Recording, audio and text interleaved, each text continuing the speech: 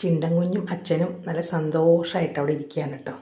അത് കാണുമ്പോൾ തന്നെ എനിക്ക് വല്ലാത്തൊരു അത്ഭുതവും സന്തോഷമൊക്കെ തോന്നും കേട്ടോ.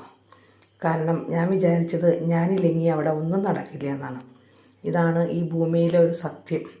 ആരില്ലെങ്കിലും ഈ ഭൂമിയിലെല്ലാം നടക്കും. സൂര്യൻ ഉദിക്കും, ബാക്കി കാര്യങ്ങളൊക്കെ നടക്കും. പക്ഷേ എൻ്റെ ചിന്ത അങ്ങനെയായിരുന്നു. ഞാൻ ഇവിടെ ഇല്ലാണ്ടായി കഴിഞ്ഞാൽ എല്ലാം സ്തംഭിച്ചു പോകുന്നു. പക്ഷെ പ്രേംചേട്ടൻ ഫുഡെല്ലാം തന്നെ നന്നായിട്ട് ഉണ്ടാക്കുന്നുണ്ട്.